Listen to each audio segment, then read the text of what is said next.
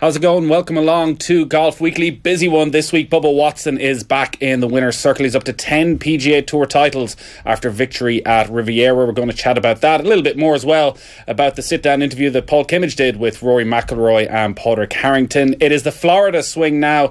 They are at PGA National this week for the Honda Classic. Some big names there. We'll preview that, and we will talk about Jack Nicklaus and his thoughts on the golf ball. It's going to be interesting, I promise you. It's more interesting than it sounds. Peter Lawrie's back with us. How are you? Very good, Nathan. Fionn Davenport is in Liverpool, I'm told. Afternoon, gents. One of the more interesting things of moving to this new studio, not just on Golf Weekly, but on all the various platforms and shows we do, is we now get everybody on video Skype, so you suddenly see inside everybody's house. We're seeing a different room in where are you, Fionn's room? I'm in this B&B called 2 Blackburn Terrace, and I'm going to shill for them a little bit, only because it literally is the nicest B&B I've ever stayed in. Well, what's so special? 4 rooms with a kind of attention to detail and a service level by the 2 owners, husband and wife, who are just very nice people, that you would find only in a top-end 5-star hotel. I'm not exaggerating. It's unbelievable. But the breakfast this morning was like a feast for a king. It was divine. Why are you in a B&B in Liverpool? Do you not live right beside Liverpool? I do, but are there issues that we should know about, or should we keep them private? No, she's sitting down the ways. That's because the Golf Weekly listeners will be worried if there's an issue with the girlfriend. No, there isn't. I can reassure the listeners there's absolutely no issue with the girlfriend. No, the reason I'm here is that my other hat, of course, is as a travel writer, so I'm updating the Lonely Planet Guide to Britain. So my purview is the Northwest, so I'm here for a couple of days checking on Liverpool. And as someone, annoyingly, the hardest thing for me is not to lapse into a Liverpool accent when I'm here. Ah, well, here. I do it every time I get there. I'm not going to do it now. Briefly, Fionn, then with your travel hat on, where is this in Liverpool? And there's obviously a lot of good golf courses. People go over there all the time. You're clearly recommending this B&B? I absolutely am recommending this B&B. It's in the middle of town, so it's around, like, anyone who knows Liverpool will know the Philharmonic or the Phil pub across the way. So it's that area, the kind of Georgian area of Liverpool. Really, really beautiful. But this is, as I said, it's an old Georgian house from 1824, but it's been converted in the last 5 years into, as I said, this absolutely stunning B&B. I'll tell you what, the amount of free plugs we are giving businesses. What I want to know is Fionn getting it for free after all this advertising? Do you pay for Lonely Planet? Yeah, you have, well, basically what you have is that you're given a budget, and you have to, all your expenses come out of that budget. So you're given a flat fee and you cover as much of it as you can, or as little as the case may be. So I can at least pay my tax bill and the rent. So essentially what he's saying is you could stay in the 5-star hotels, but you stay in a load of B&Bs and you made a little bit of extra cash on the side. Absolutely. That reminds me of my days playing amateur golf, staying in B&Bs. I haven't been in a B&B in quite some time. Oh, yeah? Is that the sure sign of a pro, that you move on from the B&Bs? Absolutely, yeah. You don't. The B&Bs, you have to move up a little bit. Do you look down on people if they tell you they're staying in a B&B? No, because Fiona's talking about the host family that might be there, and normally I remember being in a B&B, and the host lady would think, oh, we have another child or another, she'd be wondering what time you were coming in at night. Exactly, member of the family, and let's look after them in a certain way, so you couldn't be left alone. So hotels were, you got you liked your privacy. Exactly. Right, we're going to get to some tweets. We were on air on Sunday, live on Off the Ball. We put that up on offtheball.com, where we spoke a lot about the interview with Harrington and McIlroy, and we'll hopefully get Paul Kimmage on over the next couple of weeks. Richard McKee has tweeted at Golf Weekly OTB, as Padraig Harrington was signing my cap during a practice round at the 2015 Houston Open, I told him, the guys from the Golf Weekly podcast love you. They made it seem as though all of Ireland was going crazy when you won in Florida. So presumably when he won this tournament this week, the Honda Classic. He showed no reaction. Didn't hear me. Was he wondering, what the F is he talking about? Or did he file away this info for the future? What do you think, Fionn? I cannot imagine that Padraig Harrington does not know what the Golf Weekly podcast is. He's been on it enough times.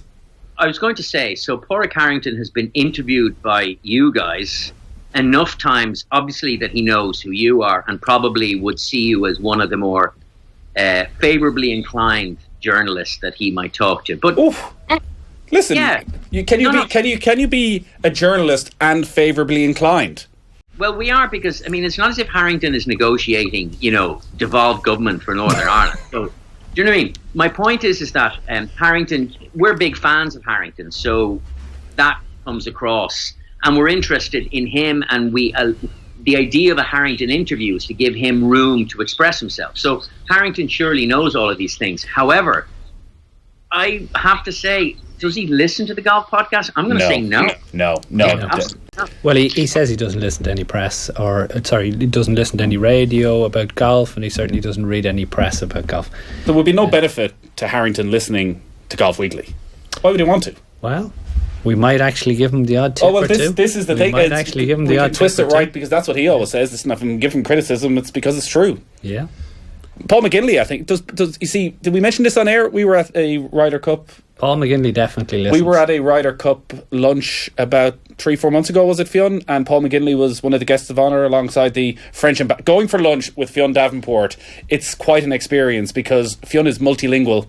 So the French ambassador appears in, and we get the introductions, and then I'm just there like a spare brick, basically, because Fionn and the French ambassador are speaking French, and I don't have a clue what's going on. So Fionn is just showing off and leaving me looking like an idiot.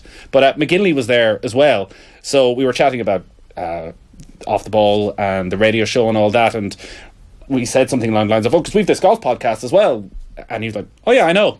And both myself and Fionn stopped for a moment and went, oh. Now, not that we ever say anything harsh about Paul McGinley or negative about McGinley, but we do like to give him a little bit of a slagging from time to time about the old template. Yes, you're dead right. But he does listen, so mind what you say. At that. Because Nathan, I don't know about you, but my thought, and perhaps I'm revealing too much of my own mindset, but my thought when McGinley said, oh yeah, no, I'm familiar with it, I thought, he's just being super diplomatic. He is no more heard the golf podcast. But Peter, if you say he's listened, then well, he's come to me. I've been talking to him recently, and he says, oh yeah, I heard you on the podcast. So there you go. Can I just the greatest Ryder Cup captain of all time? Well, that's absolutely true. Can I just say, if Pádraig Harrington was ever to break his rule on reading or listening to any golf press, he might take some small, tiny crumb of satisfaction in the knowledge that his masterclass at last year's British Masters, the one on Sky, has completely transformed my short game. And so the gist of his lesson is that no matter what, if you're doing those little pitch shots or little chip shots, is to lean into your left side straight away. And it makes it almost impossible to duff your chip. And I've gone out and tried it both in practice and in competition, and he is 100% correct. Do you go along with that, Peter? Yes. Did you read there for a second when you were playing? Did you were you online? Were you checking out your name on Twitter? Not really, but you'd always kind of, if something was out there that you wanted to hear yourself or listen to something that maybe you've said and you wanted to see, well, how did that sound? Or you did an interview and you wanted to see, was the interview, did it come across the way you wanted it? Okay. Because a lot of times you do an interview and it could be one in particular that was done recently, and you think, Jesus, I didn't mean to say that, or I didn't mean to come across like that. But sometimes the writers kind of a little bit of their own little speak into what you've said, and they direct it a certain way. And headlines are the worst. Well, that's what Harrington goes back to, was the Stackstown Express, which is the reason he goes back to for never looking at any of the papers. Now, he was an amateur and he was going to the British Amateur, and he took that as the writer implying that he was too slow. So he went to the British Amateur and basically sped up and played rubbish. And because of that moment, he never read the papers again, he claims. But now in hindsight probably looks back and goes, oh, well, maybe that's not what he really meant at all. Exactly, yeah. A couple of times you do an interview and it's grand. The interview is actually fine and it comes down on paper grand, but then somebody who writes the headlines for it, can take something totally different out of it, and you think, that's not what was said in the interview. But like anything, we spoke about it here, you know what I mean? If you put Tiger Woods on the handle of the Twitter or whatever else, it's read far more, it's listened to. and headlines, they sell the piece. A couple of tweets in about the pairings for the Honda Classic this week. Brilliant after the interview with Paul Kimmage. Look who's partnered together for the first time since 2014. That's not actually true. So they actually played together at this very event 2 years ago. McIlroy and Harrington, which neither of them could remember during that interview, clearly. James Carroll, lads, Genesis Open Sunday, it was unbearable. Patrick Cantlay, Kevin Na, unsurprisingly the main culprits. In contrast, the winner Bubba Watson just steps up and hits. Should players be more vocal or slow play? Are players ever vocal about slow play? Unfortunately, they're vocal in the locker room, and that's no good. Or they're vocal to their But by vocal in locker room, do you mean just bitching, or actually when the player comes in, like when Kevin Na arrives in, and maybe not want to pick on one player, but a very slow player like that, when he arrives in, is somebody inclined to go over and have a word with them? No chance. They'll bitch in the locker room, they'll bitch behind his back, and they'll never approach somebody about the subject. You know what I mean? Like, Kevin, you are ridiculously slow. Like we all saw it there. He had a 2-foot putt, and it took him 1 minute and 33 seconds to knock it in. Because he was lining it up, and then there's a serious problem with this lining up the ball, putting a line on your ball and then lining it up when you mark it towards the hole. What's the problem with that? It takes too long. People get sort of overworked up about it, and they put down the ball and they start lining it up towards where they want it, where they want it to go. And it takes way too long, rather than just putting your ball down, taking up the marker, lining it up and hitting it in the hole. We'll chat a bit more about Bubba in a few minutes, but Luke Kelly, guys, just on the real estate question raised by Gladwell, this is what we were talking about on Sunday, about how Riviera and the country clubs of LA basically get away with paying little or no tax through various loopholes that they've managed to exploit down the years. Riviera worth in or around, how much would you say? See, you weren't listening on Sunday. If you'd been listening on Sunday, you would have known this. Yeah, I turned this off after a while. In or around, it seems Riviera would be worth $9 billion if they were to sell up and go, here, real estate, whoever wants to take this. Wow. $9 billion. So they should be paying in or around $90 million in tax every year. But because of all these loopholes and various things they've exploited, they pay about $200,000. Now, clearly, if they'd paid $90 million, the golf club wouldn't be there. But, like, Fionn, you've been to LA many times, I'm sure, and it's actually something I never really noticed until a couple of tweeters pointed out. Like, there are no public parks in LA. Every piece of green on the map of LA is a golf course. Yeah, it's actually quite true. No, I mean, there's like around Echo Park, there's a lake there, but you're absolutely right. So these areas like Riviera, Bel Air, these kind of exclusive golf clubs, I mean, they exist purely to satisfy the hobbies of wealthy white people. They're of no benefit to 98% of the population of Los Angeles. But that's generally a problem with golf. But we counter that by having so many public golf courses in places like Ireland.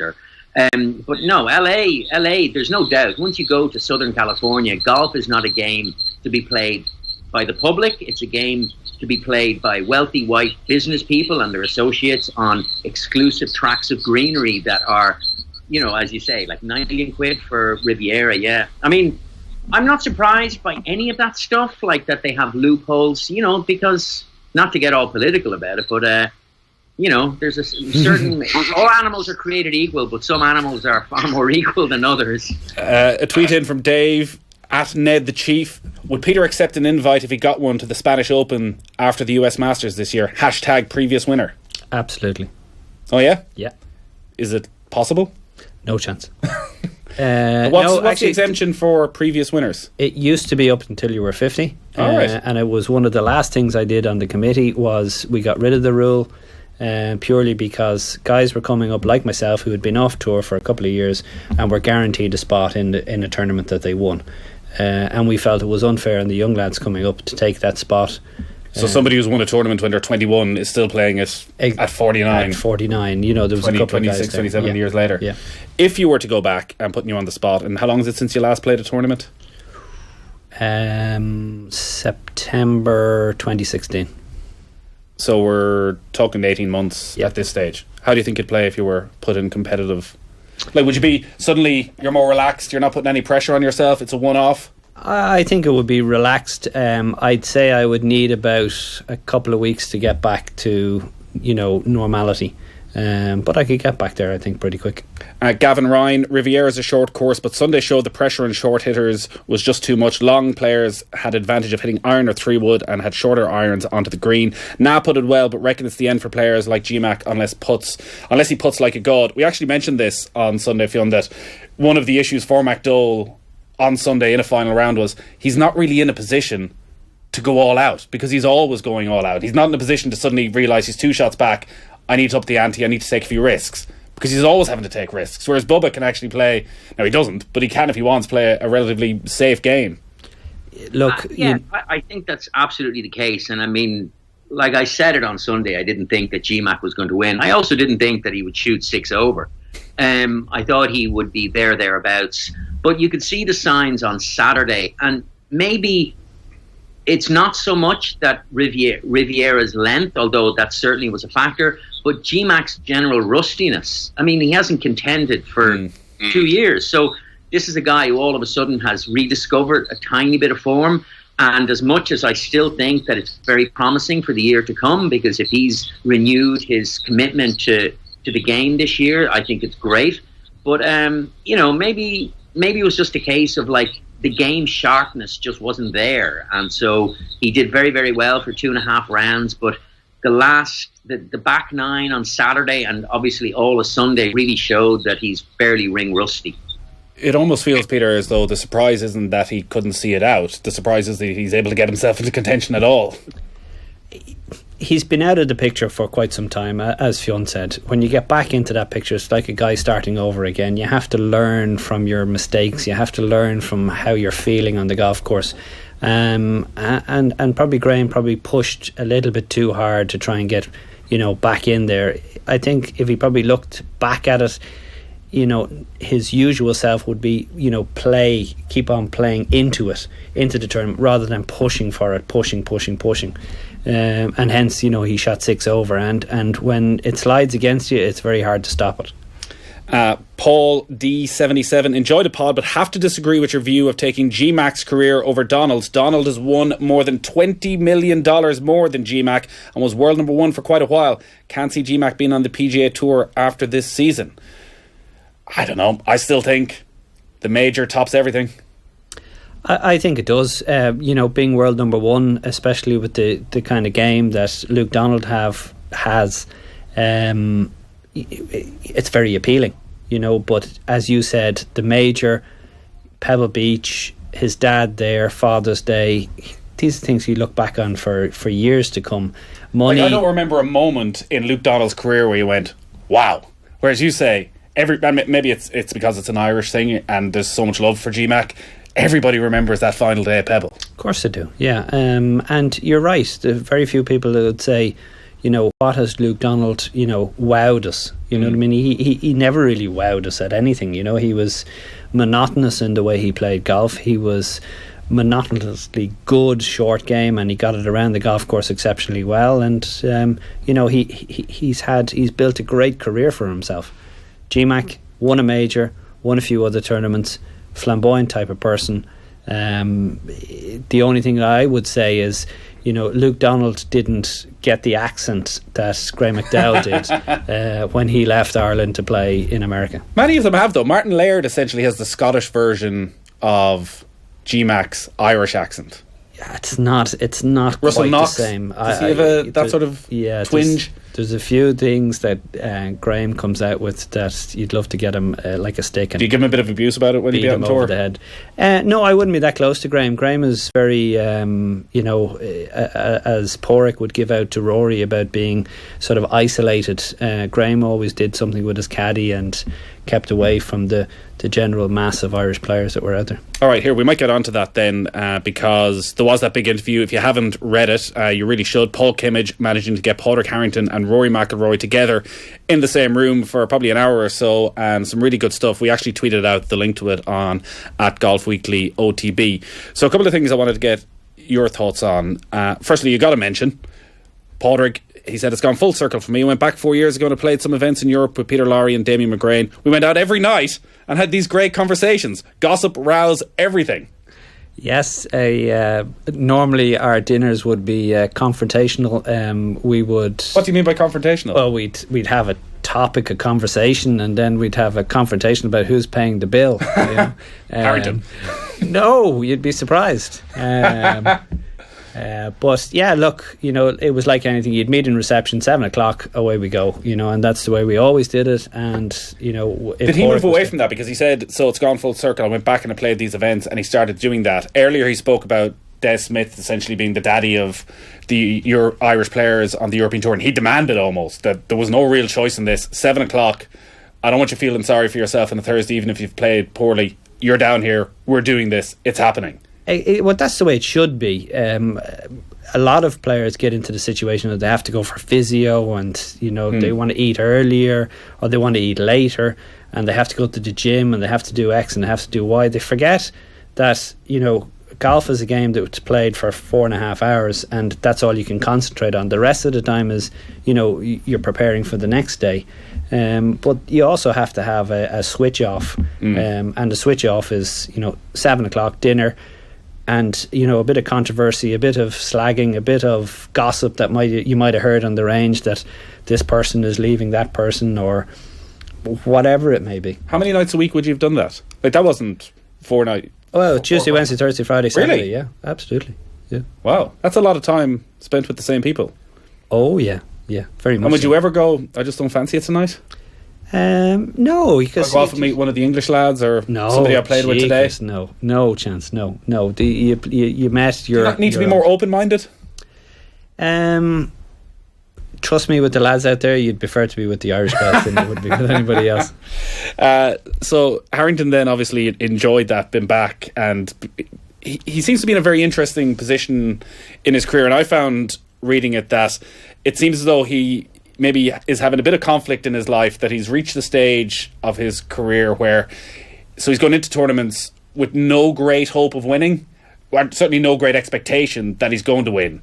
So therefore he's spending all this time away from home, and his children are at a really good age where he can go and do enjoyable things with them and have proper conversations with them, but he's away from home for 3-4 weeks at a time, and if he's not coming back having contended, there's almost a guilt of being away from home. And now maybe I'm taking it up totally wrong. That certainly struck me from that interview, that he's sort of weighing that up, and because of that he's decided, you know what, I'm going to enjoy this. If I'm away from home for this long, a month at a time, I'm going to enjoy this month away. I'm going to stay with Shane Lowry, I'm going to go chat to everyone, I'm going to go out for all the dinners, I'm going to enjoy the entire golfing experience, rather than just my entire mood is dictated by my result. I would agree with you there. I would definitely think he's more in that frame of mind, more relaxed, more I'm out here to do a job, and I'm also out here to enjoy myself. But don't get fooled into Porrick. This is Porrick being Porrick. Porrick thinks he can win. I don't think he'd tee it up in a tournament if he didn't think he could win. And all the years that I've known him, he's always said, oh, I'm injured and I'm not playing great, and he finishes third and he finishes second, or he wins the tournament. He seems to do it as a mental thing for himself, not to put pressure on himself. But Porrick wouldn't be teeing it up if he couldn't win. Did you ever find that over those last few years when you're away from home and it's turned into a right old struggle, and there's probably pressures in terms of money, and that literally you're thinking of, I need to break even here, but also your kids are growing up and you're trying to justify it in your head of, all right, what am I doing out here for 5-6 weeks? It's not like you're 26, 27, you're winning Rookie of the Year and all that, where you're living the high life. No, totally agree with you. You get to a stage where you think, like, even on a Tuesday, getting on a plane, you're going, well, what am I doing here? Where am I going? And where is this leading, And then you missed a cut on a Friday and you're home, and then you think about the next week and you say, is it coming? Is it not? And it's a difficult decision, and it was a very difficult decision for me to say, right, that's it. Time is a time. And I suppose it's like a gambler. You could give it all back very easily, because your expenses are so big. If you spent 5 years, sort of at the end of the ladder, you could give everything that you've earned back into the system, and that would be a real shame. Fionn, your thoughts on this? Like, Harrington's probably just going through what everybody goes through in any form of work, where you're away from home for a little while and you've got children of a certain age, or you've got family or whoever at home, that suddenly you start thinking, is this actually worth it? Would he be better off spending his time on the European tour? Well, you wouldn't spend much time in Europe if you're on the European tour these days. Well, I mean, as he said in the piece, that his constant concern these days is that his kids are at that age. Is he spending too much time away from them, that family life? It's a bit like what McGinley said to you and I, Nathan, is that he's in that perfect spot where his children are now 18 and 19 or whatever age they are. But so he spends a lot of time at home. So clearly it's become incredibly important they be at home around his family. And I'm sure it's no different for Harrington.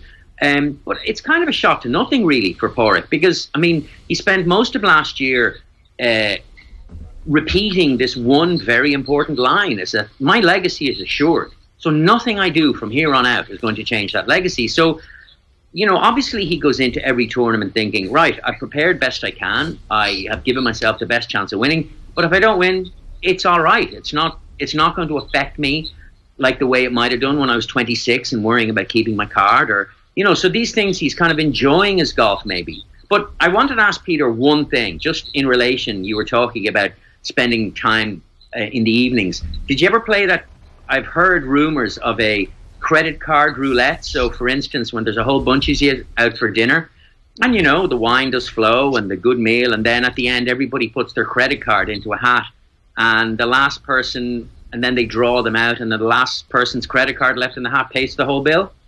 Yeah, I played that game a few times, and you'd be wrong with the wine. It would be more Cokes, Diet Cokes, and whatever. But yes, definitely played the credit card roulette game, and lucky enough, survived every time. So very happy. Do many people drink on tour? Not anymore, no. When I started, a few did. You'd see them in the bar going out for a few drinks and whatever else. I've seen it down, like Killarney in particular stands out from the Irish Open. Now maybe it was I have a feeling it was the Wednesday night, but maybe it was the Tuesday night, where there were a lot of players out. Yeah. Well, depending on the younger area, lads. Yeah. Oh, that's it. You know what I mean? The younger lads can do it. You know, I've seen a couple of players turning up to their first tee time, and let's say they wouldn't be the best wealth aware. Well, going back to Harrington again, he'd say that's the worst thing that could happen to you then if you played well. You think there's nothing wrong with it. Exactly. Go on, Fionn. John Daly in 1991 or 95 or whatever year he won the British Open. Exactly. You know, it settles the nerves for people, and they just go out. And, you know, I know one in particular player, and I won't mention his name, but he was brilliant at it. Absolutely phenomenal at turning up half twisted and shooting 66, 65, 64, and then going back to bed. It probably, in a weird way, improved his concentration, because he knew he somehow had to get through this and focus, not to let anybody know what was happening. Now, he probably collapsed of exhaustion then straight afterwards. Yeah, it's not probably to be advised. The other side of it then, Rory, I thought was interesting. Like the entire dynamic was interesting in terms of Kimmage putting in about Harrington beforehand saying, I won't be the problem, in terms of getting the two of us together.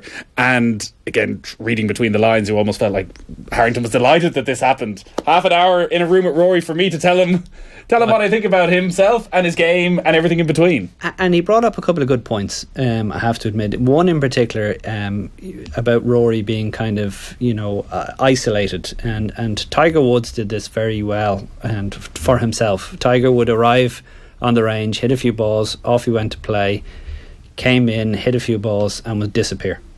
You wouldn't see him. He would never eat in the players' lounge, never eat in the clubhouse. You know, he would be back in whatever hotel that he was staying in, and he'd practice on site, you know, or wherever he was. And Rory was a little bit like that. You know, you'd never see him in the evenings. I don't think I wouldn't say I was out to dinner once with Rory since he started, you know, progressing very well. And that's the way he kind of sought his, you know, he'd be very insular and not really let anybody in. He's very guarded. And I Probably think understandably. to be honest, yes, to some people, but I'm not after. None of the Irish lads would be after anything from Rory. We'd just be out for dinner and have a chat, and that was it. And sometimes, as I said to you, sometimes the top players need that. They need to be a little bit more grounded. Need to be, to realise that there is life after golf. Yeah, like this is the sort of conflict when you read these interviews with Rory, and it was striking when he was asked about his friends on tour that he could only go back to Ollie Fisher, and even then you suspected if you asked him, well, when was the last time you were out with Ollie Fisher, it was probably quite a while ago. It almost strikes me that he needs to be more selfish, that he's almost the opposite. He's doing similar things to Tiger but in a completely different way, that Rory's so at ease with life outside of golf, and he enjoys that, and he enjoys spending time with his wife so much and going along with what she wants to do, and if she wants to meet up with some of the other wives and girlfriends, he's happy to go along with that rather than, say, forcing the issue. That it's not like Tiger where it's, well, golf is absolutely everything, and that almost Rory needs to be more selfish and go, I know we're newly married, but I'm going off for 3 months on tour and my sole focus is golf, and if that means I'm going to miss dinner because I'm spending an extra 2 hours on the range, or I'm spending an extra 2 hours on the putting green, well, so be it. You're not having it. No, I'm not having that. No, I'm talking in the past. The wife or the girlfriend was a wife now, wasn't there. This is in the past. This is he would ostracize himself from everybody else, and that's the way he just did things. You know what I mean? He was with his manager, he was with his caddy, but sometimes he just needed a little bit more than that. And Porrick is, he's saying that, he realised that, and maybe Rory will realise that when it's a little bit too late. Yeah, that we did mention that on Sunday. I feel like that is the only concern you would have for Rory, is that as his life progresses and develops and new strands come in and children, and suddenly his wife Erica isn't with him everywhere, that you're right back into the clubhouse and maybe all your mates who you thought might be there aren't there anymore. Yeah, I mean, we talked about it a bit on Sunday. Rory seems very mindful of these things. He seemed to be very conscious about creating normalcy around him. And just to repeat again, I think obviously getting married is important. I mean, to a guy like me, I almost think, what are you doing get married that young? Just have a girlfriend. Relax, will you? But then there's, it's... Maybe you should get married now, Fionn, again. Go on, do it. Yeah. Harry Diamond on When the do we back. Progress from girlfriend? That's the question that everyone's asking now, Fionn. Well, she can hear me, so it's not... I was just wondering when she's going to come into shot and whack you one there. No, You're going down a dangerous road there. Yeah. She refuses. No, so there is that sense of creating that bubble of normalcy around him. There's also it's an obvious point to make, is that to consider that even though Rory and Tiger's paths have met in the sense of like that there's certainly things in common about child prodigies, etc., they also were raised very differently. And Tiger's a product of a particular type of upbringing, the Earl style of upbringing, which Tiger certainly has no critique of, but mightn't be for everybody. Rory was brought up by an entirely different type of person, like in both his parents. So they're a product of where they come from. So the idea of Tiger and this single-minded focus on golf is very much, I think, the result of Tiger and his background. Whereas Rory doesn't have that. I mean, yes, on the one hand, this is a kid who at the age of 8, everyone was going, this is going to be the greatest player in the world. But at the same time, is that he's a much more normal type of person, I think, than Tiger ever was. And so, I don't think that their futures are necessarily going to be the same at all. And I think it's interesting that when, 3 or 4 years ago, we heard Rory explicitly say, he goes, golf isn't the most important thing in the world. It's like a mantra that he was repeating to himself and saying, look, I'm very good at this game, and obviously this game is going to be very good to me, but there are other things that matter more. Family, friends, stability, etc. And then not saying, implying, I'm looking at Tiger Woods, I definitely is going to be Tiger Woods. And then finally, the other point as well is that greatness doesn't necessarily mean you have to be Tiger Woods, because Jack Nicklaus didn't win a major for 3 years because he took time off to devote himself to Barbara, to having the kids, etc., etc. And Nicklaus himself has always said that striking that balance between commitment to the game and commitment to the rest of your life is really, really important. So I think Rory is probably learning more from the Jack Nicklaus example than he certainly ever would be from the Tiger Woods example. Yeah, it's a great point. And we're probably overly analytical of Rory as well.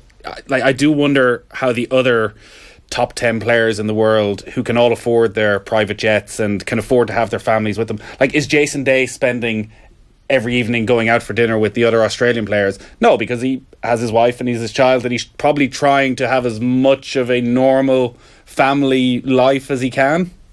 It certainly looks that way, and you just see the lads who are not married, who kind of get out and about by themselves. You know, Jordan Spieth there for a while, engaged now, so he has calming down. No more going to the Bahamas. Exactly. No more going. Yeah.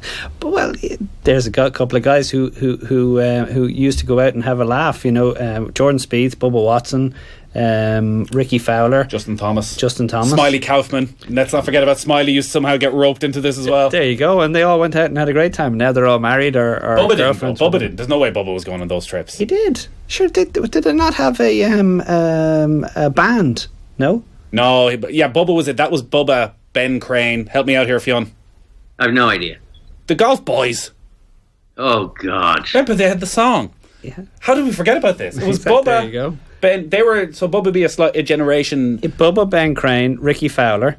Oh, Fowler was in it. Yeah, he was. Fowler was in it, and was there not Justin Thomas? I think this was just before Justin Thomas and Spieth properly emerged. Well, there's another one. Was the fourth? But Fowler, Spieth, Thomas, and Smiley all went off to the Hunter Bahamas. Mahan. I was just about to say the guy who couldn't chip the ball. Well, Hunter's game is. I won a lot of money on Hunter back in the day. His game has gone to absolutely nothing. He could have done with that tip, Fionn.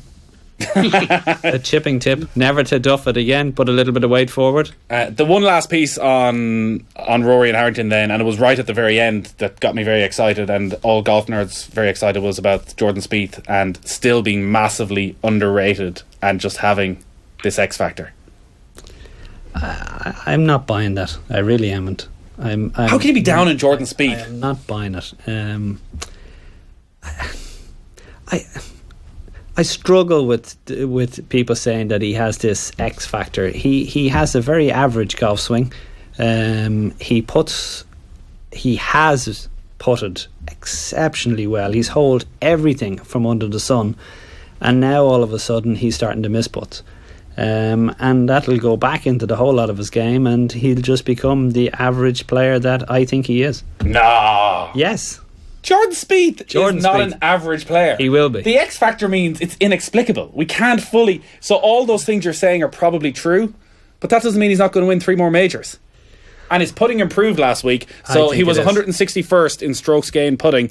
He was 17th in strokes gained putting at Riviera. Often starts the season slowly. I don't know. I just watched this space. Maybe I'm probably proved completely wrong, but I'm not a great lover of his golf game. Can I throw in on that one? Go on.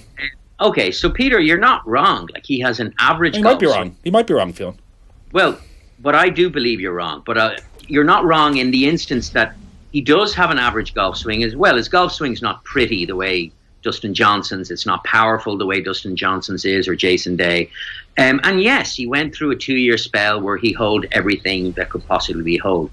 But I'm with Nathan, the X factor, and I think that whatever it is, 4 years on tour and the remarkable success, and also the testimony of other players, says that the X factor, which by definition cannot be quantified, but isn't it just that thing of he gets the ball in the hole? And Tiger Woods has that. I know this is like big crystal ball gazing. It's like, let's get the beaded curtains out and we'll all kind of get into voodoo. But isn't there an element of that he gets the ball in the hole and players go, I don't know how he does it? Isn't that not a fair cop? It is a fair cop. I totally agree with you. I am still standing by my opinion of Jordan Spieth is, and it's probably controversial. We've got our headline. Don't you worry about that, Peter. We've got our headline. I'm not trying to be controversial, but what I am saying is I think a true X factor is when you lose it a little bit, where do you go from here? and let's see where he goes from here, because he said he's in a mini slump. So you reckon actually that these coming months and next year or so will be the proof of whether he has the X factor or not, if Correct. he can still go and win tournaments and win a major with the dip in his putting? Correct. Because I don't think he can. This year. He's what? He's going to win a major this year. Yeah. Okay, well, we actually are live, so we'll have a little wager on that. Sure. Fionn. This is the Golf Weekly equivalent of Harrington and Mickelson going out for dinner, and No, this is like a McGrain Harrington average dinner. That's why I enjoyed this show. Good. You just don't get served up any food. Not yet, but Not here, yet. listen, we're on the way. Let's talk about Bubba then. He was victorious in LA at Riviera at the Genesis Open. His 10th win on the PGA Tour. He's a horse for certain courses. His 7th win on just 3 different courses. 3rd time in 5 years he's won at Riviera. And watching some of the dross and the slow play on Sunday night, Peter, it's good to have him back. Brilliant. Absolutely brilliant. And do you know why he's back? Because he changed his golf ball away from that ridiculous pink. Well done, you. Spot on. Volvics. Absolutely. What was he thinking? They must have paid him an absolute fortune. But it just goes to show you, and it just proves the fact, and this is all to the young kids out there, to the young professionals the young amateurs who are thinking of turning professional. It's all about what you're good at and what you're used to using. There's Bubba, brilliant, absolutely won the Masters. Then he turns to this ridiculous golf ball. It's not a professional golf ball. He suffered. He went down the world rankings. He fell off the world rankings. Never even 17th in the world. Yeah. And now he's back with what golf ball is he? I actually don't even know. I'm not. It was white sure. anyway, and it was far more round than the other one. Certainly at the start of the year he was saying, listen, I'm not sure what I'm going to play with, but he may well have just gone with a Pro V1 or something quite straightforward. He was touting himself out there, but he has left Volvics. Like, the Volvics ball, Fionn, was essentially been described as a range ball. Yeah. I mean, obviously I don't know. I'd love to hold one in my hand to see. I would be surprised if Bubba, being the genius that he is, would play with a golf ball that was markedly inferior to any other. However, I think Peter's point is valid, is that your eye needs to suit the equipment that's in front of you. So it's not just that the actual technical specifications of the equipment has to be right, but it also has to suit your eye. I mean, so maybe there is an element that, whatever. But more importantly than anything, I think, is the fact that I think Bubba Watson is a very complicated character. And this is a guy who talked about retiring from golf, who talked about not having the hunger for the game anymore. I think he's got his ups and downs. I think he's as weird as 2 left feet in some respects. So who knows what was going on in Bubba Watson's life. And then finally, there's your point, Nathan, which is absolutely right. Horses for courses. I mean, he's won 3 times on this golf course, so it suits his eye. It's not a coincidence that he hasn't won since winning at Riviera 2 years ago. So maybe it's a combination of all those things, but I think golf is all the better because, holy God, how boring was it to watch. It was shocking. Now, in part, it's because the coverage, I said it the other day, the coverage is really, really poor at the moment. I don't know why. It's just, show us more players, show us a greater divergence of shots. It's just like, But then the quality of the players, your Cantlays, your Kevin Nas, taking an age over everything. It's like, maybe Joe doesn't want me to admit this, but Joe was watching it and he switched over to watch Room to Improve. I saw the tweet and I just thought to myself, there you are, Joe. I was actually watching Room to Improve too. Do you think Joe really wanted to watch Room to Improve, or he's so whipped at this stage and, they're in their year where the wedding is coming and he needs to be on his best behaviour, that he said, all right, fine? No, it was the Daniel O'Donnell factor, wasn't it? I know, I was flicking between the two of them. Yeah. Daniel O'Donnell. We need to for our American listeners, Room to Improve is exactly as it says on the tin. It's basically an architect comes in, you give him, you think you're giving him 200 grand to improve your house, but actually he's going to charge you 400 grand to improve your house. And Daniel O'Donnell is an Irish country music singing sensation. He was probably, what age, Daniel? About 55? Sort of had a transformation to become a much loved public character in Ireland over the last few years. Yeah. The interesting thing about Daniel is that how loath he was to let Dermot Bannon spend all this money on the house. So there was this great conflict going on between the two of them about. So it was a much more. Here's the thing: Room to Improve had greater conflict and tension than it did. You were always worried about Daniel having a heart attack, weren't you? With actually the amount of money that he was thinking about spending, because Daniel he came across like he wouldn't spend Christmas. Mm. So I think that was the that was my overriding thing. It was like, and even. Like, I'm not the biggest Bubba fan, but I do think he's brilliant for golf.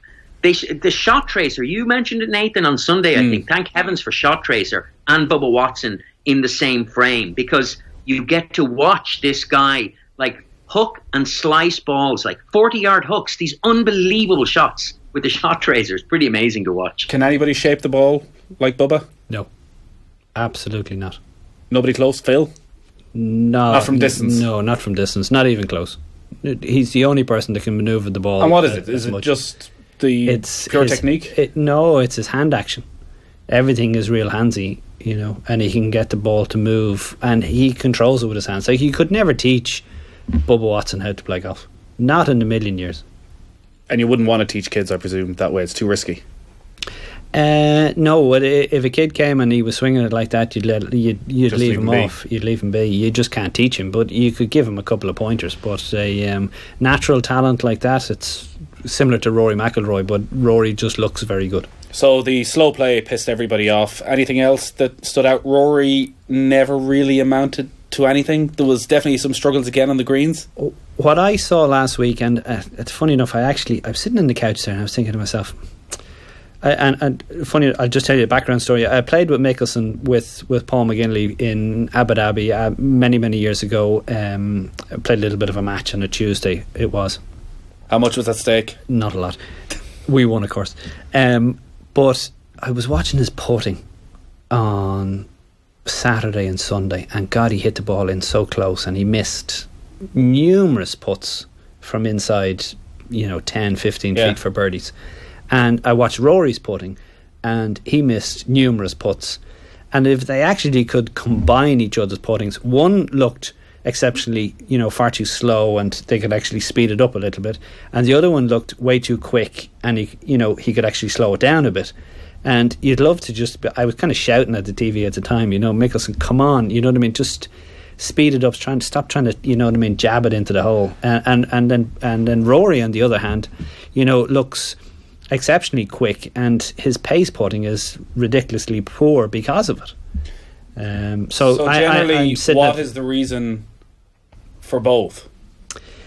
Both don't feel comfortable over the ball with the putter in their hands, and you can see that there's a little bit of tension in both of them. But both of their golf games were very good. So is Rory then at a stage where the rest of his game is in such good shape? All he needs to do is have one of those weeks where he's the 20th best putter and he's going to be winning tournaments. I would definitely think so, yeah. So he's not that far away? No, he's not that far away, but he just needs to get back to his normal way of doing things. I don't know who's coaching him at this moment in time, and I was certainly not advocate myself for that job in any shape or form. No, but listen, this is a good opportunity. You'd love to say to him, I wouldn't want anything, you'd love to say to him, just a little bit smoother, you know what I mean, rather than getting over and being so mechanical like. So he was back, was it this week or last week, Fionn, where we followed him at the Irish Open last year, and it was so noticeable when he was playing with Rahm and Matsuyama that when they got to the green, he spent the entire time on the green practicing his putting, practicing, barely even watching what the other two lads were doing, whereas the other two just went up and hit their stroke, took couple of quick practice strokes and hit it, where Rory spent 3-4 minutes on every green trying to work something out, and he was back doing that. You could notice it over the last couple of weeks at times at the side of the green, just trying to. So is he taking in too much information? I think so.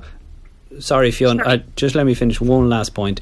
What I would, if I was Rory, or if I was working for Rory or Rory's manager, I would put him in front of a videotape of Steve Stricker putting, right? And I'd leave him there for an hour, and then I'd say, right, now go putt. Or you could just if you're Rory McIlroy, would probably go to Steve Stricker on tour and say, did Tiger not do that in the past, go to Steve Stricker? He did, yeah, but tips? Rory's a different kettle of fish. Rory, I don't think, would ask anybody for any information whatsoever. He does it his way. I really think if you give somebody with a natural ability a method or a vision of something, they'll control it themselves, rather than somebody coming along and say, do this, do that. If they can see somebody else do it in a certain way, I think he'd be superb. Steve Stricker, way forward. I was reading a little bit about Rory, and you're right. I mean, Rory obviously he's been very technical about his putting.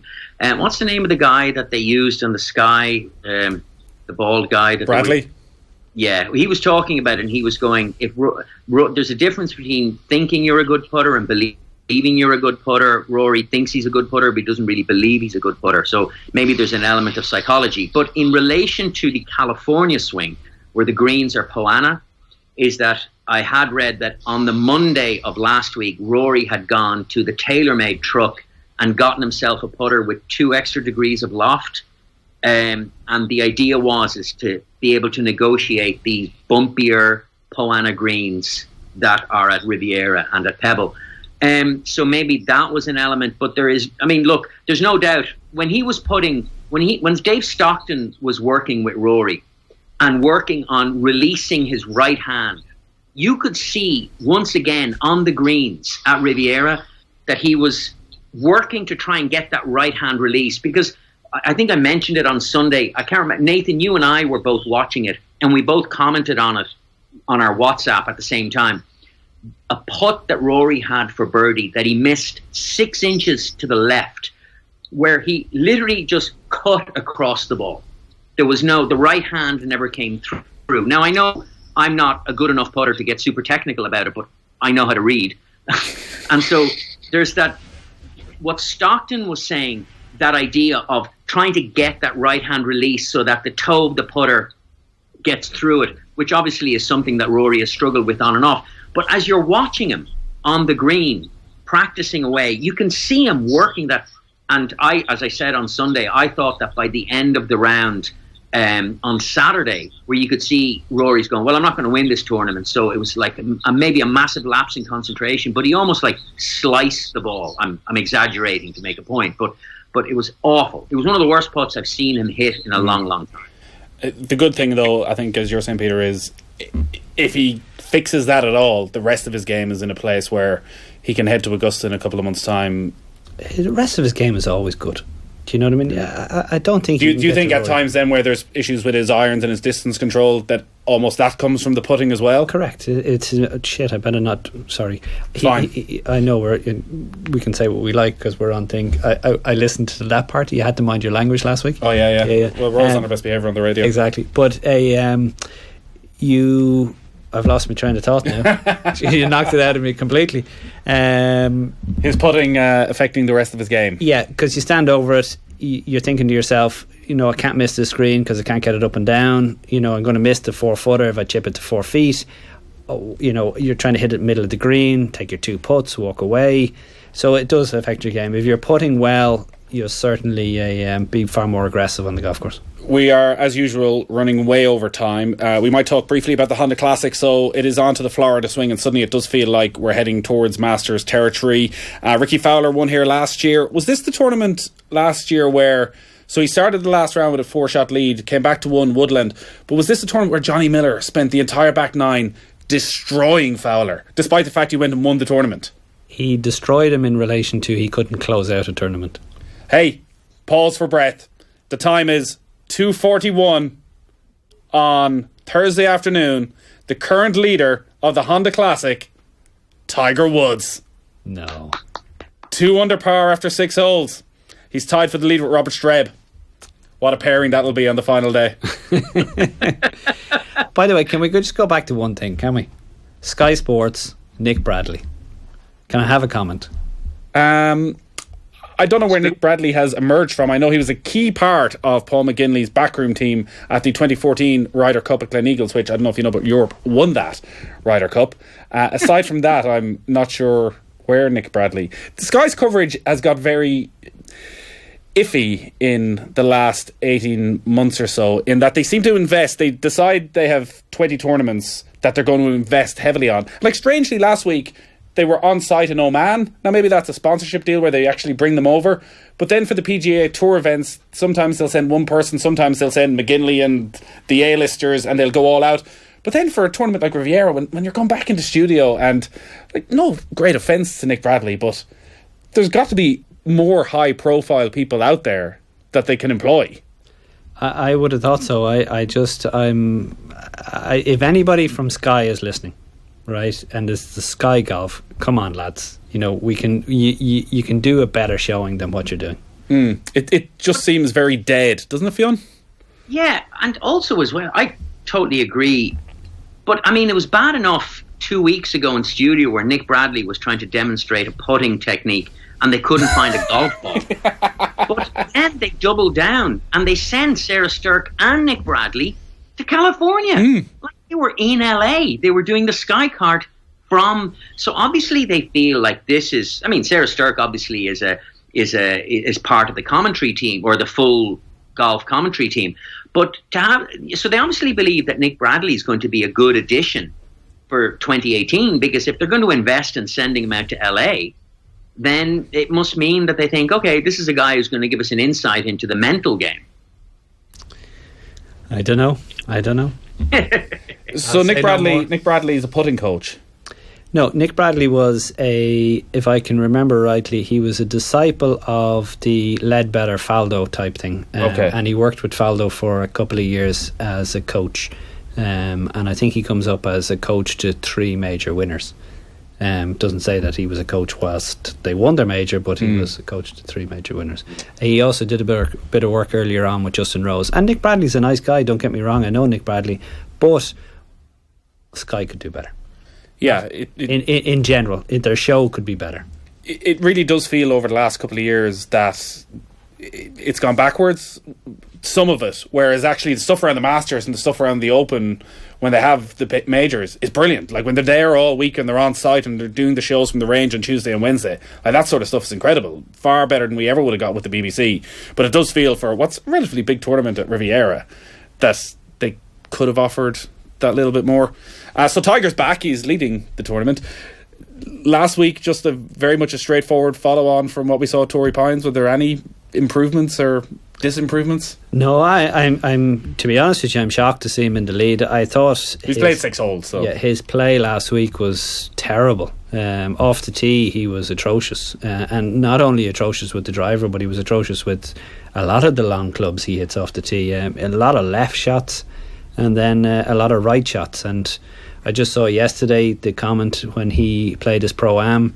He missed, I think, 5 or 6 fairways. Mostly they were right, and then one 60, 70 yards right. And that's not a good thing to have in your bag, especially around this golf course. But in general, he just needs to get back to, like, he looked like he was swinging it well at the start, and now he looks like he's going back to his old kind of faults. And you'd hope that he'd have somebody looking at a swing a little bit, somebody, you need somebody there to kind of give you a bit of a boost to say, yeah, you're working on the right things, or no, you're not, the club is in a certain position, you need a bit of help. So we haven't heard that, he has somebody to do that at this moment in time. It'd be interesting, Fionn, to see what would happen with one good round even. So if he was to go out and shoot 66, 67 today and be near the top of the leaderboard, maybe that confidence, maybe the momentum from that actually cures everything, or cures a lot of what's going on. If only wishing it made it so. So here's the thing. Look, Tiger, by his own admission and by the understanding of everybody else who knows anything about golf, needs a lot more tournament rounds under his belt before he can be halfway competitive. I think the Masters is going to come far too soon for Tiger to even be interesting around then. That said, because let's be honest, he's played 10 rounds total, 4 of which were played in an open field where you can't, you're just the one in the Bahamas. And also as well, he's factoring in that rustiness, call it that lack of whatever. He said earlier on, did he say yesterday or the day before, he said that he was only going to really play maybe 5 drivers per round at the Honda, which is a monster in terms of, like, it's as challenging as Riviera is as challenging. You need to hit the ball straight. So he's going to hit that stinger. In the Pro-Am, he was playing that 2-iron. Now, he missed a bunch of fairways, but not by much. So is he going to take the weapon that hurts him the most out of action as much as he can, the driver, and then give himself a kind of a competitive chance? I guess that's what I think. But, long-term fix, he needs, as he says, he needs reps, he needs to play. But yeah, as Peter said, he needs to fix that driver. I think the iron stuff is, I think the irons is not really going to be a long-term problem for him. He's always been too good with them for anyone to really worry that, he can never get his iron play back. But if he doesn't put himself into the right spots on the fairways, like, you can be the best iron player in the world and it's not going to be much use to you. And so I think, I want Tiger. I want Tiger to come and dominate again. I don't think he really is, but I'd love him to be competitive. I just think Augusta's going to come way too quickly for that to be true. Yeah. Tiger started this week at 70-1. Ricky Fowler, the defending champion, 9-1 alongside Justin Thomas. McIlroy, who has won here back in 2012, he's had a runners-up finish as well, 11-1. Garcia, 14-1. Then you're looking at Brian Harman, Tommy Fleetwood, Tyrrell Hatton, Padraig Harrington, who is a 2-time winner of this tournament, 150-1. I'm on a hot streak. I told lots of people that I knew to back Bubba last week at 50-1. Didn't back him myself though, so largely irrelevant. Branson Elliker 55. I went 250 each way. I went all out. I wasn't fully convinced on anything this week. Just for a little bit of a passing interest. Harrington 150-1. Yeah. As you say, he's teeing up there. He thinks he's going to win. We need to do a. You're not allowed to give tips because you're a professional. Yes, you're banned. No, I can give tips. Okay. We need to do a charity bet on this show. That's the way forward. All right, we'll look into that. We're getting a betting partner, I think, or something involved. So we'll have a look at that. And the charity is, well, I need to start winning some money on these things. Haven't had a win in a while, but listen, never mind that. Qatar Masters, very briefly, one word on that. So Eddie Pepperell, Gregory Averin, Aaron Rye are tied for the lead, 7 under par after the first round. The bottom two, unfortunately, are the 2 Irish players. Darren Clarke, 4 over par. Gavin Moynihan, 5 over par. He was the final player into the field, and I saw him tweeting that he was only going to arrive in, I think, at 1 or 2 o'clock in the morning last night, and then was teeing off again this morning. At his stage of his career, where you're sort of in golfing purgatory, where you're always waiting for the call up, do you always have to take the call up, or sometimes you have to go, actually, maybe it's not in my best interest to go to Qatar and arrive in 8 hours before I'm teeing off? No, serious rookie mistake here. Absolutely serious rookie mistake, and management in the bin. He played in Oman last week. He missed a cut. He could have stayed on the weekend, practiced, went to Qatar as whatever reserve that he was at the time. And obviously, after the close on a Saturday morning, you'll have a fair idea where you're going to be. And he should have stayed out there, same time zone, same weather. Should have practiced out there, and he would have played a couple of practice rounds. Instead of that, he came home Friday night, and then got a call Wednesday to say he's in the tournament. So he should have been out there. If I was his manager, he would have been out there. Right, so is that just a little bit of an inexperience? Absolutely. He'll have learned his lesson, I guess. Well, in future, what is he rushing home for? He's a young lad, he should be out there practicing. Right, so you just bide your time and hope for the best. Correct. Yeah, so 5 over par, unfortunately, for Gavin Moynihan, bottom of the leaderboard, and all in all, a pretty wasted trip all the way over to Qatar. It's very difficult to get it back. Qatar's a tough golf course. You have to hit it very straight. You have to know where you're hitting it. And if you haven't played it, hitting that tee shot on 16, you can't see the green, you're hitting it over a big rock, and you think to yourself, well, where do I go here, You need an experienced caddy. You need to play the golf course. Okay. You need to have played the golf course. Would you have ever turned down last minute, where you get in as part of your exemption? No. The last year that I played, I was getting in lastminute.com, but at least I knew the golf courses I was getting into, so I was late. Probably the worst one I did was China. I arrived at 2 o'clock in the morning, and I was on the tee at 10 o'clock the next... I arrived at 2 a.m. and I was on the tee at 10 a.m. How'd you play? Not good. We're heading for over an hour again on the podcast, Fionn, but you do want to touch on Jack Nicklaus and the golf ball, and maybe finally the USGA coming round. So Jack Nicklaus and Mike Davis went for dinner, and Mike was listening to what the greatest player of all time had to say. Yeah, the greatest player of all time had dinner with the executive director of the USGA, and he has said that he's going to help the USGA with a possible restructuring of the golf ball to take something off it. And he put, like as is Nicklaus's want, Nicklaus is at that age where he can kind of say what he wants and he's kind of bulletproof. So he named some ball manufacturers, in particular Titleist, and he, quote, "Titleist controls the game, and I don't understand why Titleist would be against it. It being the weakening of the golf ball, bringing it back to, say, taking 20% off it so it doesn't go as far. I know that they are against it, but I don't understand why you would be. They make probably the best product, so... but if they make the best product, whether it's 20% shorter, what difference would it make? Their market share isn't going to change a bit. They are still going to dominate the game." The point Nicklaus is making is twofold. One, the more obvious one, is that it will make golf courses less redundant. And he says this weird thing where he goes, you won't have any obsolete golf courses. Right now, we only have one golf course that is not obsolete, and that's Augusta National, in my opinion. Now, I think Jack maybe needs to sit and think about that just a little bit. There is absolutely no doubt that longer golf ball, or the golf ball going further, means that all of a sudden Dustin Johnson is going to hit the ball 350 yards and leave himself the flick of a lob wedge in a lot of golf courses. And that's absolutely true. It doesn't necessarily make for a great spectacle. The second thing that he says is that it'll reduce the rounds to an average of 3.5 hours if you're playing with a golf ball that goes a shorter distance, which is an interesting observation, but I'm not going to query Jack Nicklaus. However, here's two things. One is that, as Nicklaus said himself, I've been yelling about this for 40 years. He's absolutely right. He spotted that the golf ball, rather than the golf club, is the difference between the ball traveling much further than not.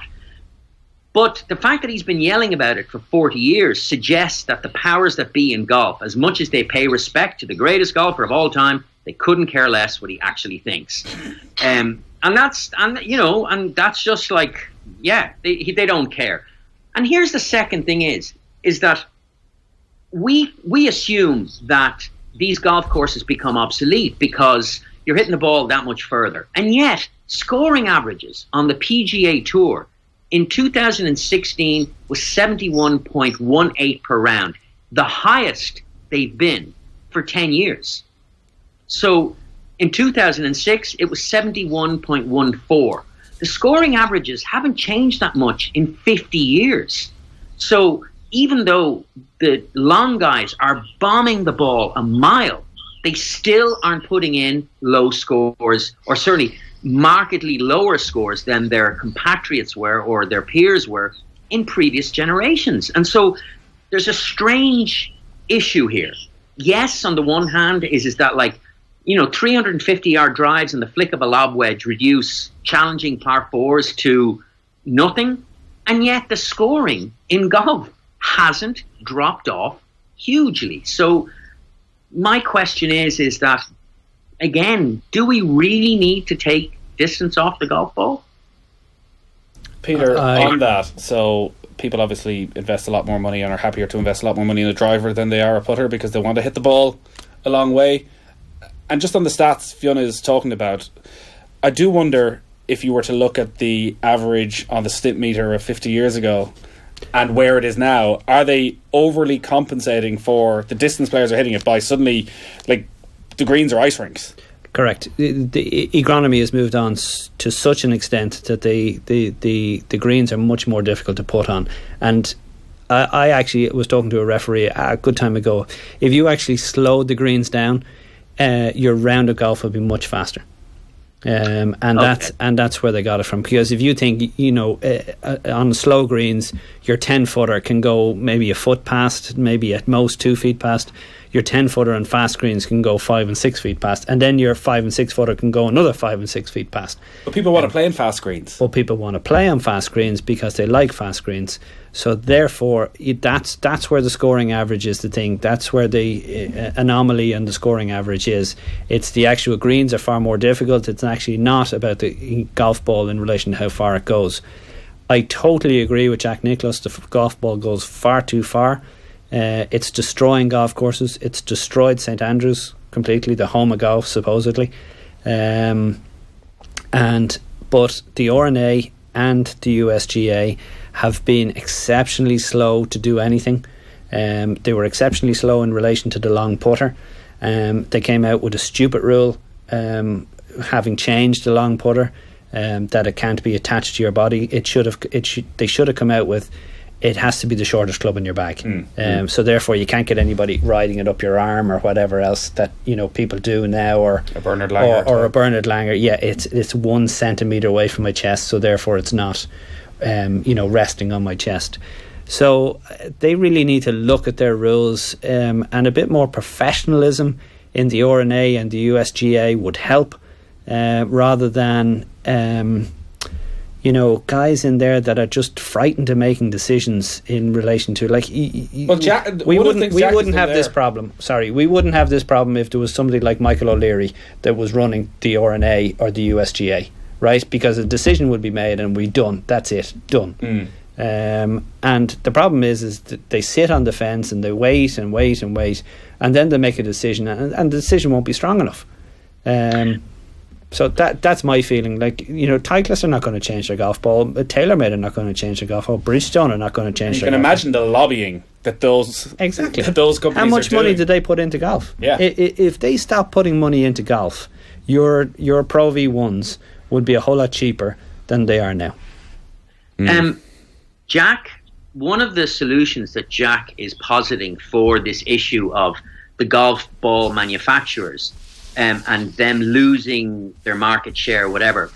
And it's an interesting one. And I wonder, because I think everything Peter just said makes perfect sense, that the game will become quicker by virtue of the fact that people aren't spending an hour and a half lining up a putt.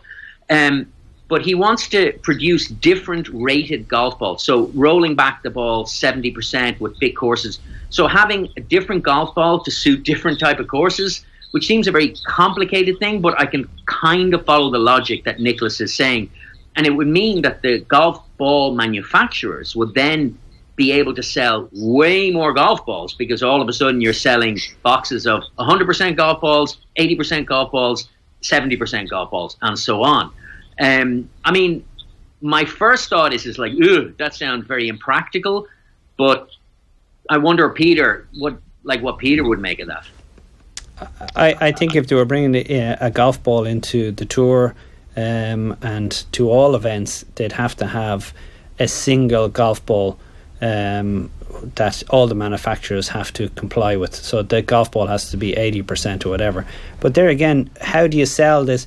They sell Pro V1s and all other manufacturers sell their top golf balls to the top amateurs who are paying the big bucks behind the scenes in the pro shops and whatever else. How do you sell them that golf ball? So it's seriously going to affect their sales. And then when you're playing in the Pro-Am, you get the guys playing, with the normal golf ball, and you're playing with a reduced golf ball. It'll just make it very awkward, I have to think. Yeah, well, surely, Fionn, that one of the reasons that people invest so much money in golf gear and equipment and everything is that in the back of your mind you feel like you can be a pro, or you can dress like the pro, or you can have the same equipment as the pro. And if suddenly you were to introduce a change to that, well, most amateur golfers would still want to play with, well, if they can get 20 yards further with this than I can, or 20 yards, like, they're not going to want to change. They want the same as the pro has, even if they really shouldn't. Absolutely, you're absolutely right. I mean, and also as well is that, like, just the sheer kind of primal urge to hit the ball as far as possible transcends everything else. So there is that. However, the onus then becomes on the PGA or the PGA in the UK to say, okay, so say, for example, you can play with 100% golf ball at Augusta, But when you're playing the British Open, you have to play with an 80% golf ball. That's it. That's just the rule. And so it takes the decision out of everybody's hands, and that's what you're forced to play with. So whether you're playing a TaylorMade, a Titleist, a Bridgestone, whatever ball you're making, you have to play with their 80% version in this particular tournament. And then in other golf courses, for example, I don't know, okay, to use Jack's argument, at Augusta, you can use the 100% ball. That sounds incredibly complicated. It does. It does, and his comment about Augusta is the only one that's not. What about all the guys hitting wedges into it where they used to hit 5 irons into? Well, they're putting in some new trees apparently around some of the tee boxes to prevent that. Bubba, what did he hit into he hit 9 iron or wedge into the 13th, the par. So par apparently 5. they're putting in a new tree just beside the tee on 13, so you'll no longer be able to take a shortcut. Bubba will just find a different shortcut. Yeah. We've gone way over, Fionn. I have one thing I just want to say. Sorry, guys, and this is Is it about the B&B? Huh? Is it about the B&B? No, it's not about the B&B. Yes, the B 2 Blackburn Terrace in. No, it's about. I was at a work thing, a travel work thing on Monday in Dublin, and I met this very nice person called Leanne Goldring, who has this tour op, and her husband. So as I sat down, I'd never met her before, and she goes, "Hi, Fionn, Leanne." I says, "Listen, before we start, I just have to tell you that Chris, my husband, is a friend of the pod." And she goes, "I have no idea what that means, but I was absolutely under starter's orders to say that to you. So it would be remiss of me not to say, Chris Goldring, thank you so much for listening, and keep on listening." It sounds like a secret society. It does. It does. Yeah. And can I say, actually, while I'm here for Luttrell's Town, we are running a Race to Adair competition, right, on a Thursday, every Thursday. Okay. And it gives everybody a chance to play in Adair, and they'll be one of the first people to play in Adair. And you're saying Adair, best golf course in Europe? With caddies. With caddies? With wow. caddies. And so this is every Thursday for how long? Every Thursday for the next 6 weeks. Very nice. So if and the winners get to go to Adair. The winner gets to go to Adair. Do you know what Adair needs? It needs some positive publicity, Fionn. It needs some people to go down and do a review. Maybe stay the night so that they're fully relaxed when they're doing that review. I think so too. I think we'll have to just go down and we'll do the podcast from down there. 100%. Yeah, we'll get Fionn on Skype. Listen to me. We'll get him a B&B. Golf course. It's a wonderful hotel, so it addresses both my professional instinct, my travel writer instinct, my golfing instinct. We're going to stick you in the local B&B though. I know Mary down there should stick you up. No problem. Fionn, great stuff as always. Enjoy Liverpool, Peter. Thank you as always. We'll talk to you next week. It's the first World Golf Championship of the season in Mexico, so we'll be looking ahead to that. Tiger has bogeyed the 7th. The dream is over. We'll talk to you next week. Good luck. Hey, hope you enjoyed that latest offering from Off the Ball. If you want to subscribe, and you should, check out just up here. All our latest stuff is just down here. Generally, knock yourself out.